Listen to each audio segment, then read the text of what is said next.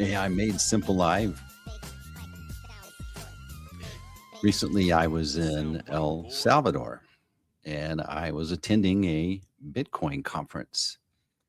I had, y- that's a community. El Salvador is famous for being the first nation that dedicated Bitcoin as a currency, as a legitimate currency.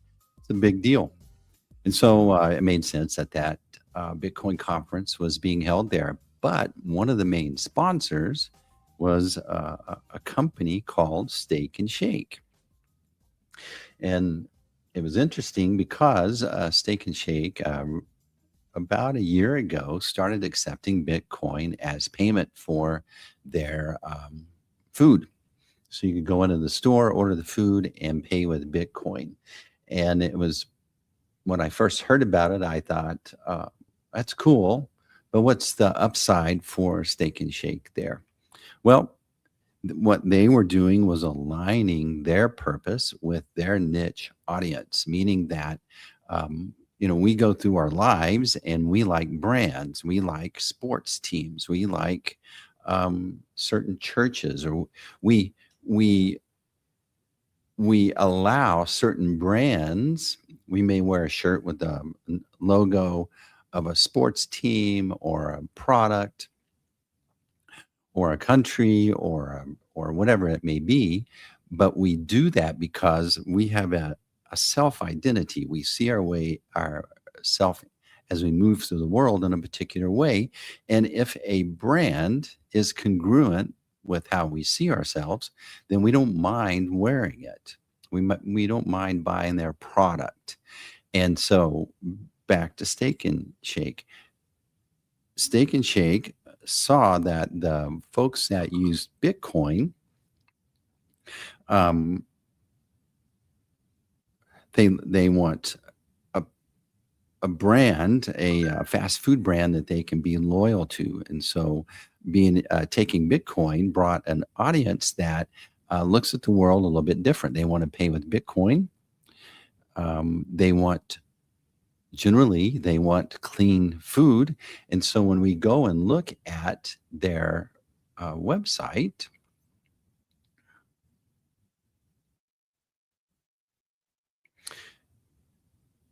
we're getting to our team story here, but when we go and look at their website, we see that they talk about no seed oils. So no seed oils is very important to a particular group of folks that realizing that it's poisonous. Basically, it's just an industrial lubricant that's been repackaged after World War II, and most of our foods that we eat are either fried in it or it's mixed in with our salad oils or whatever that may be. And this is becoming a concern. And you can see right here on their main page, you see RFK. And you remember how famous McDonald's fries used to be? Well, they used to be cooked in beef tallow. And that's why they were so delicious. And so you have a brand that's going, hey, we have a loyal following of folks that these things are important to us, and so this is what we stand for. Here's our logo. Here's it's just their logo and beef tallow fries. Now they go in and talk about seed oils and why they're doing it. They talk about us here. This is their origin story that you're seeing. You see that they are proud to be an American company, and they embrace leading technologies such as Bitcoin, and they seek to lead in food quality and service. And so what they're doing is they're positioning their brand to be congruent with the folks who uh, this is important to, that they would make this Steak and Shake brand it's congruent with their self identity, so they become loyal to it. A lot of upsides for Steak and Shake. Um, I I don't want to get the statistics wrong, but their per store profits have gone up since they've made these moves. Now, what they're doing is they're following they're following a process, and that's what today's story is about. We've been doing this is part two in a three-part um, series where we're talking about the three stories that your brand needs to be telling. You need to have a clear client story, and that's what we covered last week. We talked about how to illustrate the story that your clients want to see, their aspirational future, and how you support them in that future, how your solution is a part of that future. The team story is important. It's very important, and it's back to Steak and Shake. This declaration right here is them telling what they believe, why they do what they do, and who would be a part of their tribe, including the folks that work, manage, invest, franchisees who would be attracted to become a part of this iconic company, American company. And so the team story is so important. I've worked for companies that had just dysfunctional culture because it was left up. It wasn't a deliberate culture, but a culture will become a culture whether you're deliberate about it or not. Someone's going to design the culture of your organization, of your church, of your company, if not the leader. And so to leave it up to happenstance, well, that's where the dysfunction comes in. And you've gone into businesses and that you just love it. You just love going there. When visitors come from out of town, where do you take them? You don't take them to the businesses you hate. You take them to the businesses that you love. And for some reason, it resonates with you. And that's because there's some aspect of deliberate value system that exists in that company, that restaurant, that experience that the leaders designed on purpose. And so culture, that's called your culture. They designed a culture.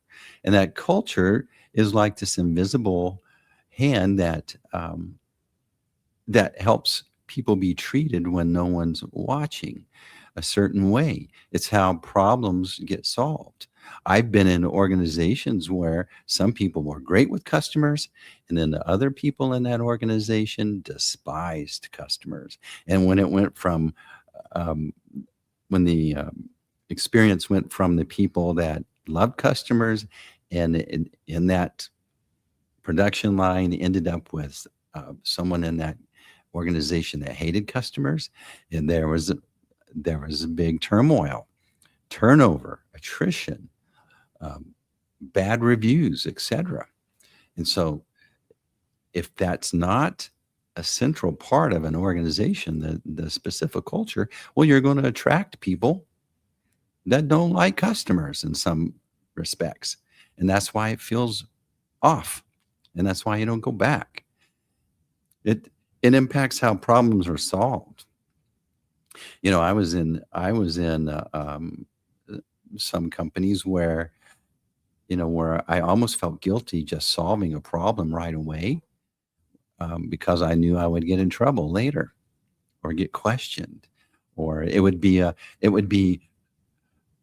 opportunity to downgrade my stock price if this was in question, right? And so, what kind of people do you attract? How do you keep great people? This is really important. And so there's a book called Primal Branding. It's written by Patrick Hanlon. And it's really an excellent book in that it talks about these 7 components in all great brands that are really clear. And it lists them out. And when you think about when you go look at those 7 components, it's like, why? Why do we exist and who started this place? What is it that we hold value and true? And these are exist in you went to university, and so these are super clear in that university, and that's why you continue to wear your university's colors, or you go to their games even on in years later after you graduate, or in a belief system, or in a government. These exist everywhere, in your clubs. And so, what is it, the values that we hold true? What is it? What are our rituals? When do we meet? When do we start? What are the unique aspects of this organization that we repeat over and over? Because these are, these are a part of this, a unique part of this organization. What are the vocabularies? What's the insider language? How do we refer to certain terms? I have a VIP client right now. We're going through an exercise where we're actually working on an official glossary or vocabulary that are going to make sure that is in every proposal, on their website, in their language, in their presentations. It's really cool. An organization exists to be a solution to an opposite, something that was offensive, right? A lot of times people start businesses when they run across a situation and go, my goodness, this is so bad, even I can do it better. And they start a business. So those are the things that you stand against, what you are not. Okay. Icons are symbols or the logos of a business, right? So here's Steak and Shakes. Icons become iconic. They become a part of what you wear, what your organization represents. You see this, it changed. They have several versions as well. And so these are very important, but more importantly, they need to be deliberate. And then the leader's not necessarily who started it, but the leader is the one that is keeping that voice consistent. When we go into this, so where does AI come into this part of the discussion today? And that's the superpower. That's one of the 3 stories that we need to be using AI to nail and make it so clear. So here's an example.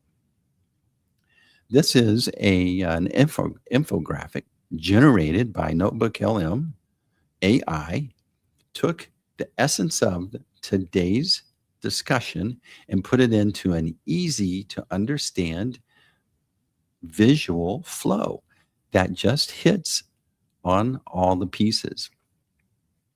Your culture is really a story, whether you choose it or not. And if you don't define it, your team will. And that story is coming from the ground up.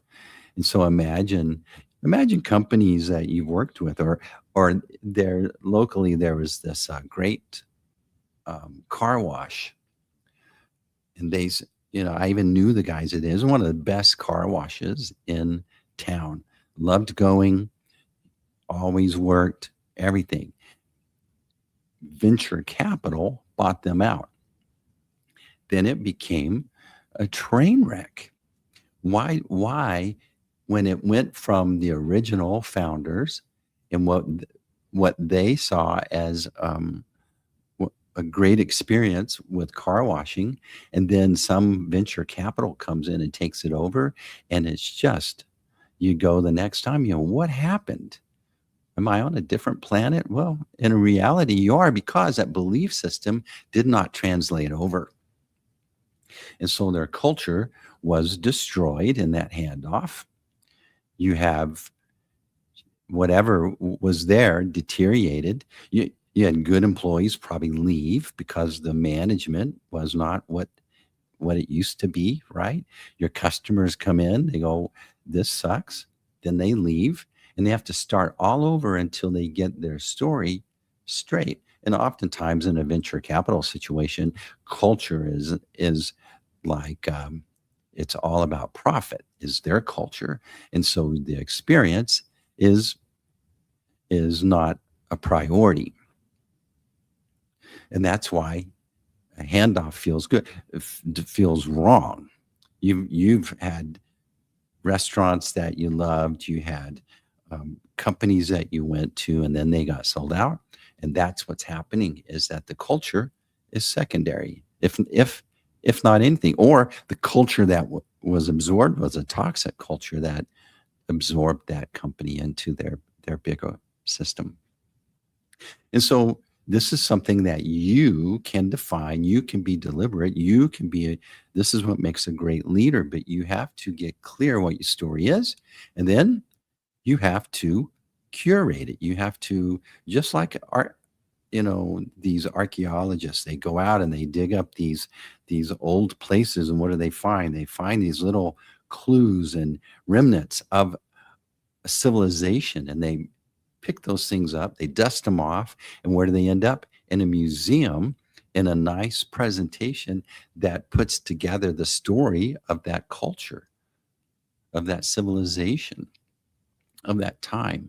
And so, in a way, that's what you need to do. You need to go through here and you need to answer like the seven core parts that that primal branding book talks about. It's like, what do we believe and why do we do what we do? What do we believe? What do we stand for? What are our habits or rhythms, or what are the sounds or the smells that we want to, when people walk in, you go into um, a, a cupcake place, it smells so great. You go into a restaurant, it smells really good. Those are part of your rituals. You're creating an experience that is congruent with their self-identity. And that's an important aspect. The insider language, there are brands. Let's, it's cliche, but Apple has, there are certain words that are in that Apple vocabulary that the users have. Okay. And so when Microsoft users talk, they have a different language. Apple users have a different language. That's an insider language, but it's deliberate and becomes a part of the rituals, parts of the beliefs. The anti-beliefs is like, who are we against? Colleges are, where, they have their rivals. Countries have their rivals. Icons, just like we talked about with Steak and Shake. They're iconic, their sign, their font, their colors. Those are all iconic aspects of Steak and Shake. They're not just their logo. And then the leader. Who's the leader of that organization? The leader is of what countries? All right. El Salvador. Who's the leader? Bukele. He didn't start it, but he's the leader at the moment. And so AI, I call it a team story engine. So a custom GPT is where you answer all of these questions. You just do a brain dump. You just ramble and talk about why you started this company. Why did we start this organization? Why did we start this nonprofit? And you just do a brain dump, a discussion, and take that transcript for all the answers, rambling answers, and you put it in and you create a custom GPT. And then guess what? You've got a story engine now that empowers your culture so that when your team, here's a problem with it. Running a company is hard. Leading a team is hard. It takes it takes a very diverse aspect of aptitudes and talents. And one of those is uniting our language and our vision to get everybody, imagine everybody's in a canoe and supposedly they're rowing to some point on the horizon that they understand they're supposed to do. Let's give everybody the benefit of the doubt. They're there and engaged and want to do the best. But if you went around and talked to them, everyone's rowing to a different destination. And whose fault is that? It's the leader's fault. And even though you've said it a few times, we've all heard that thing where you have to say something 7 times before someone actually hears it. Well, this is how you can say it a million times and everybody gets it. And it's using a custom GPT. When your team, we create custom GPTs for our clients, and our project managers use it. Our internal team uses it. The leader of the company uses it. Their employees use it. And all the outputs are what? They're all on the same page. Whether the team's using it, the company's team's using it to write emails to customers, whether they're using it to generate job posts, writing announcements, writing feedback, whether my team's using it to help them write their marketing emails or their website um, content, helping them design PDFs. It's got that inculcated message from the deliberate input and the answers behind the leader. And so this is empowering the culture to come together and get everybody on the same page. Your messaging becomes clear. You can create graphic representations of various aspects because of the output of that AI engine, your team's storytelling engine. So you just get in there and define your 7 core parts and more if you want. Then we then we you can build out a custom GPT. This is what we do for every single one of our clients. And I started off series 1 with um, images, these graphical representations of ideas in the leader's mind that they spent time and brought and were showing me. This is what they're using to communicate to their external audience. And this is what you can use to communicate to your internal audience, your team, your employees, your the folks that attend your church, the folks that are part of your nonprofit. This is huge. So you can achieve team alignment with less meetings. You can improve morale because why? Everybody's understands where we're going, and you can ensure consistent messaging. And so I encourage you to get this book and read it. It's really excellent. But the the big thing is to go in and answer these questions. Why do we exist? What do we do better than anyone? What do we stand against and we don't want to become? What does great look like?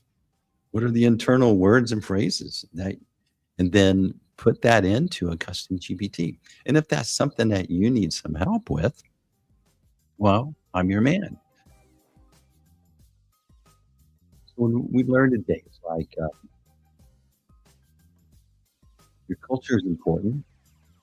It needs to be deliberate. You need to be proactive. And the way to do it is just download your answers to all of those, drop it into a custom GPT, get it to spit out a very nice representation, organized and pithy way to share it with your team and set it up. It's not just a poster. We're moving from where you got to post it. Everybody does this.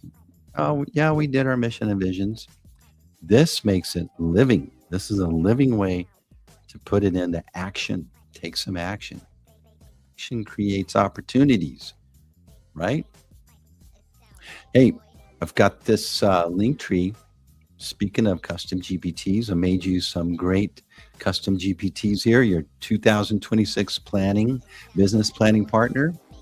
One clear offer. Your prompt coach. One of the most popular ones is a message makeover coach. These are free.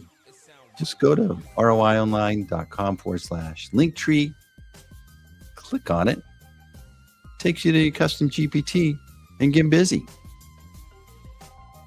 Make over your message as far as your culture. Use this right here.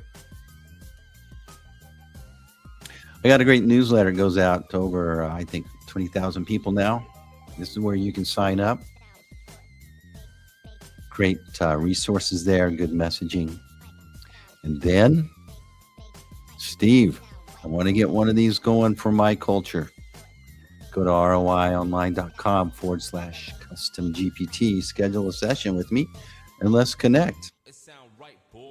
Let's make your 2026 clear. Get your message clear to your team, to your customers. And next week, we're going to be talking about how to get your message clear to the AI search engines. So important. I'm Steve Brown, ROI Online, AI Made Simple. If you got some value, hit like, follow, tell your friends and neighbors. And we'll see you next week on AI Made Simple.